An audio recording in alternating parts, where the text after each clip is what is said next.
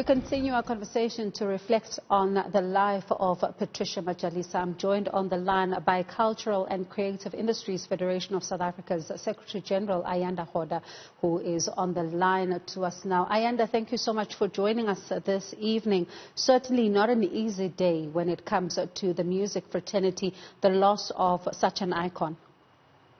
Yes, good evening, Bongiwe. Indeed, it is not a nice day to us since we have heard about the passing of the disco queen, Umama Patricia Majalisa, and also Upinki Charlie, the disco from KZN. And when you reflect on their life, it's you know, some people have described it as a life that has, you know, some mixed reaction to their life. Others are saying that there is a legacy that, of course, is of good and what they left when they were on the stage and the sounds as well as the hits that they used to produce for the fans. At the same time, it was a true life story of just how the industry has not been transformed and how they continued as they come off stage to continue with their life of struggles and not getting what's due to them.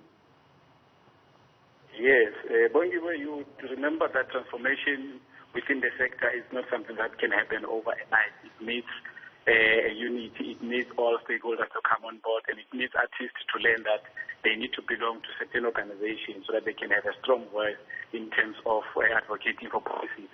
So the transformation is not something that's going to happen easy, and indeed, Umama Patricia Majalisa has passed on, and we are still working on such things of transforming the music industry. And as we talk about the transformation of this industry, it's not a new conversation. Certainly, as you say, it's not going to happen overnight, but it's certainly taking a long time. Yes, it's not taking a long time as such. It's that we are having a problem with musicians that doesn't want to come on board in terms of addressing issues that are affecting them. When they are on their comfort zone, it becomes difficult, or it becomes difficult for us as an organization to work with them. We are having a copyright amendment bill that was referred back to Parliament, and I can assure you that most of the musicians, they don't even understand what does it mean. We have got protection of IP that will also need to work on it as the organization, and musicians also need to come on board and deal with such issues. So if they are not coming on board in addressing such issues, it becomes difficult for the organization to strive and achieve issues of policies that will protect them and make sure that they receive what it belongs to them.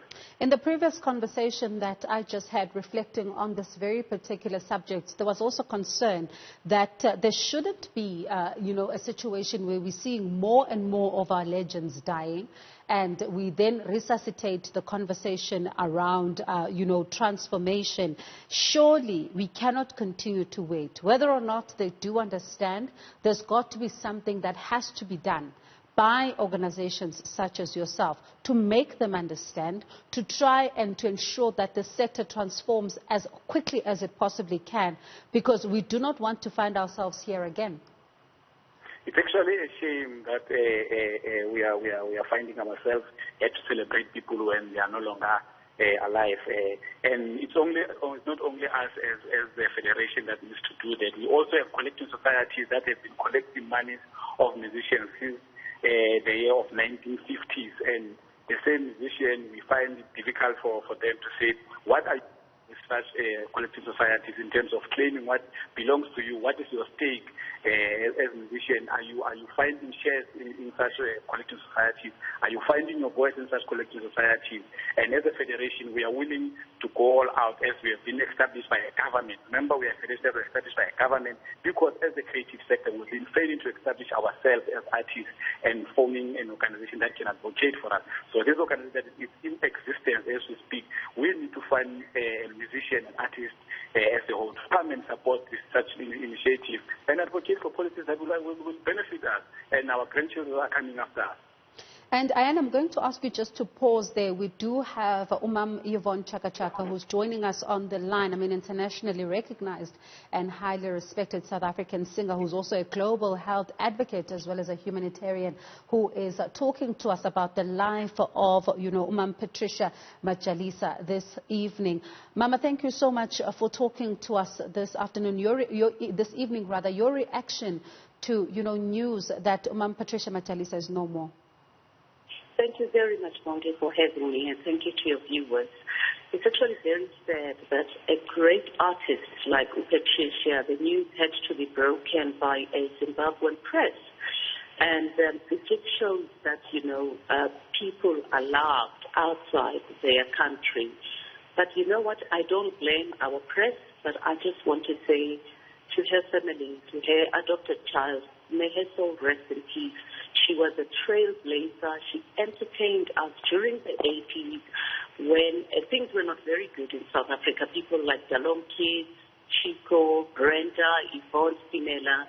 We made sure that we conscientize people with our music. So I want to say to Patricia's family and everybody out there, she ran her race. She did what she had to do. It's actually very sad that she died during COVID when we can't even be there to go and bid her farewell. And take us, back to some of the memories that you have of her. I mean, this is somebody that produced so many hits, Epatini, when you really listen to that disco sound of the 80s. But of course, you would have, either met backstage and shared some pleasantries. Just take us back to some of the memories you have of her. Patricia was just one of those people that I don't think she's ever fought with anybody. She was always smiling, always laughing. I remember most of the shows that we did with William Tetwa, Chico, and going to places like Takitura, going to places that, the outskirts of Namibia, outskirts of Botswana, performing there. We used to perform, say, a group, it would be William Tetwa, Chico, Sinyaka, Dalom Kids, Dan Chanda, and we'll all go there. And the shows were always full. And Patricia was just one of those people who did not have drama, obviously where there's Yvonne, where there's Brenda, where there's Messi Pakela, there's who is drama.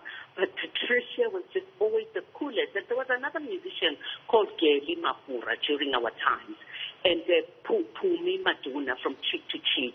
We were such a close-knit family. Even Rebecca, before she started singing gospel, we used to perform and do all these shows, and we'll be backstage together, and it would be amazing. But I want to say, even today, you go to Botswana, you go to Namibia, you go to Zambia, Patricia Majalisa and Dan Chanda's music, it's still being played even today. So it's so sad that our people write you off, because you're not on television, but you go to other countries, you go and perform, and people will ask you, Yvonne Chakata, who guy Dan Chanda? Ukai William Ted, Ukai Patricia Majalisa. So she did what she had to do, and she entertained lots of people. It said that the 2000s, young people don't know us because our music is not played on the radios this time and even on television. But Patricia was just beautiful.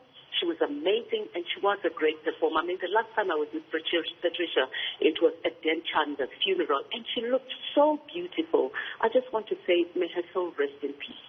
And Mama, I was also talking to AYANDA, who is, of course, the General Secretary of CCIFSA, which is an artist organization, expressing just some of the concerns that some of the musicians have expressed when it comes to not getting recognition, not even understanding some of, the legislation around, that particular industry. How do we begin to change, the industry and the situation for such artists like Patricia to be able to just have this kind of recognition when it comes to being at home and not only having, papers like Zim Live breaking such a story and even telling of her own heartache more than what South Africans are saying about her? Well, to start with, I think it's very important that we, make sure that our copyright laws are in place. Not only for musicians, but, for writers, for just the whole creative industry, from books, from actors, visual art, and everybody out there. We need to know what is rightfully ours. We need to understand what is copyright law. We need to understand what is the importance of IP. because, you know, you find other people taking our IP from us. And people like Patricia and them, yes, you can't blame artists, because sometimes, you know, you leave talent to talent and you get people who understand the laws, like lawyers, you know, copyright lawyers, to make sure that they've got our interests at heart. But we as musicians as well, we also have to learn about these things. I mean, people like Patricia, their music was played and somebody was collecting their money for them. Why can't they be given what is rightfully theirs? So we need to start fixing our CMOs in South Africa. We need to start making sure that record companies give rightful percentages for the artists. But now really, you know, record companies, yes, are there, but people are doing things themselves. And we need to make sure that our artists know the importance of paying their taxes, the importance of making sure that they pay their VAT, and be, you know, on the right path of the law as well. Because, you know, music plays a very important role. And music brings so much money. You know, the revenue that the government gets from the arts, it's amazing. But we are always left behind as the people in the cultural industry. And Ayanda, if I can bring you into this conversation as a parting shot, where to from here for your organization?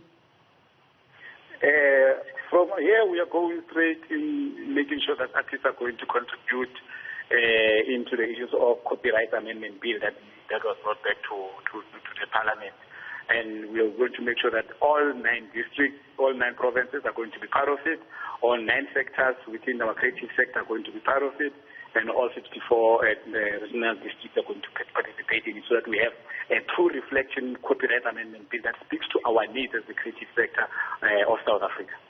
And Mama, as a parting shot from you, what role should the Department of Arts and Culture be playing to ensure that such music is preserved?